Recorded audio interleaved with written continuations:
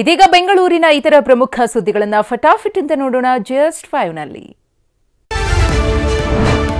ಅಯೋಧ್ಯೆಯಲ್ಲಿ ಇದೇ ತಿಂಗಳ 22ರಂದು ರಾಮ ಮಂದಿರ ಲೋಕಾರ್ಪಣೆ ಆಗಲಿದೆ. ಬಾಲರಾಮ ಪ್ರತಿಷ್ಠಾಪನೆ ದಿನ ರಾಜ್ಯಾದ್ಯಂತ ಪೊಲೀಸರು ಅಲರ್ಟ್ ಇರುವಂತೆ ಡಿಜಿಐಜಿಪಿ ಸೂಚನೆ ನೀಡಿದ್ದಾರೆ. ಬೆಂಗಳೂರು, ಮೈಸೂರು, ಹುಬ್ಬಳ್ಳಿ, ಮಂಗಳೂರು ಸೇರಿ ಅತಿ ಸೂಕ್ಷ್ಮ ಪ್ರದೇಶದಲ್ಲಿ ಹೆಚ್ಚಿನ ನಿಗಾ ಇಡುವಂತೆ ಹೇಳಿದ್ದಾರೆ. ಬಂದೋಬಸ್ತ್ ಬಗ್ಗೆಯೂ ಸಿಎಂ ಹಾಗೂ ಗೃಹ ಸಚಿವರಿಗೆ ಡಿಜಿ ಮಾಹಿತಿ ನೀಡಿದ್ದಾರೆ. ವೈದ್ಯ ಅಂತ ಹೇಳಿಕೊಂಡು ಮೆಡಿಕಲ್ ಶಾಪ್ ಮಾಲೀಕನೇ ರೋಗಿಗೆ ಚಿಕಿತ್ಸೆ ನೀಡಿರುವ ಆರೋಪ ಕೇಳಿಬಂದಿದೆ. ಅಶ್ವಥ್ ನಗರದ ಮೆಡಿಕಲ್ ಶಾಪ್ ಮಾಲೀಕ ಮಹೇಶ್ ಬಿಹಾರ ಮೂಲದ ಕಾರ್ಮಿಕನ ಕಾಲಿಗೆ ಬ್ಯಾಂಡೇಜ್ ಕಟ್ಟಿದ್ದಾನೆ. ಈ ವೇಳೆ ಸ್ಥಳೀಯರು ಆತನನ್ನ ತರಾಟೆಗೆ ತೆಗೆದುಕೊಂಡಿದ್ದಾರೆ.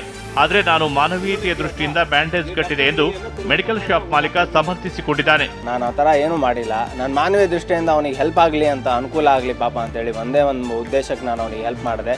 ಅದನ್ನು ಬಿಟ್ಟರೆ ನಾನು ಇನ್ನೇನು ಬೇರೆ ಉದ್ದೇಶ ಇಲ್ಲ.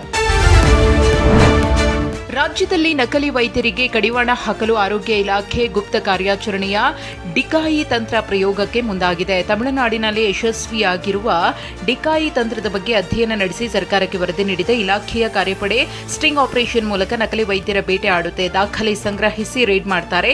ಸಂಶಯ ಬಂದರೆ ವಶಕ್ಕೆ ಪಡೆಯುತ್ತಾರೆ. ಕಾರ್ಯಪಡೆ ರಚನೆ ಆಗಿದೆ. ಸರ್ಕಾರದಿಂದ ಅಧಿಕೃತ ಓಎಂ ಇಶ್ಯೂ ಆಗಿದೆ.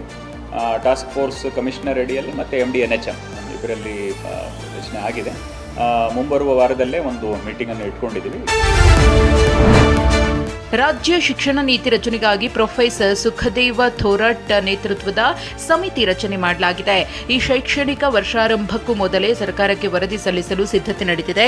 ಆದರೆ ಎಸ್ಸಿಪಿ ಅಧ್ಯಕ್ಷ ಸುಖದೇವ ಥೋರಟ್ಗೆ ಕನ್ನಡ ಬರುವುದಿಲ್ಲ. ಹಿಂದೆ NEP ಹೊಗಳಿ ಮಾತನಾಡಿದ್ದ ವ್ಯಕ್ತಿಗೆ ಎಸ್ಸಿಪಿ ಹೊಣೆ ನೀಡಿರುವುದಕ್ಕೆ ಪೋಷಕರ ಸಂಘಟನೆ ಆಕ್ಷೇಪ ವ್ಯಕ್ತಪಡಿಸಿದೆ. ಇವರು ಹಿಂದೆ ಕೂಡ ರಾಷ್ಟ್ರೀಯ ಶಿಕ್ಷಣ ನೀತಿಯನ್ನ ಹೊಗಳಿದ್ದಂಥ ಮನುಷ್ಯನ ತಗೊಂಡ್ಬಂದು ಇವರು ರಾಜ್ಯ ಶಿಕ್ಷಣ ನೀತಿಯನ್ನ ಮಾಡ್ತೀನಿ ಅಂದ್ರೆ ನಾವು ಇನ್ನೇನಂತ ಕಲಿಬೇಕು? ನಾವು ಚರ್ಚೆ ಮಾಡ್ದೇನೆ ಅವರು ಒಂದು ನೀತಿಯನ್ನು 4 ಗೋಡೆ ಮಧ್ಯೆ ರೂಪಿಸೋದಾದರೆ ಅಂಥ ನೀತಿ ನಿಜಕ್ಕೂ ಕೂಡ ಕರ್ನಾಟಕದ ಶಾಲಾ ಶಿಕ್ಷಣ ವ್ಯವಸ್ಥೆಗೆ ಅಂಥ ಒಳ್ಳೆ ಪರಿಣಾಮ ಏನು ಬೀರಲ್ಲ ಅನ್ನೋದು ನಮ್ಮ ಅಭಿಪ್ರಾಯ.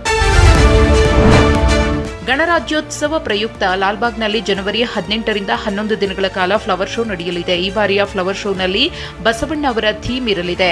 2.5 ಕೋಟಿ ರೂಪಾಯಿ ವೆಚ್ಚದಲ್ಲಿ 35 ಲಕ್ಷಕ್ಕೂ ಹೆಚ್ಚು ವಿವಿಧ ಬಗೆಯ ಹೂಗಳಿಂದ ಫ್ಲವರ್ ಶೋ ಮೂಡಿಬರುತ್ತಿದೆ. ಫ್ಲವರ್ ಶೋ ಉದ್ಘಾಟನೆಗೆ ಭರ್ಜರಿ ಸಿದ್ಧತೆ ನಡೆದಿದೆ.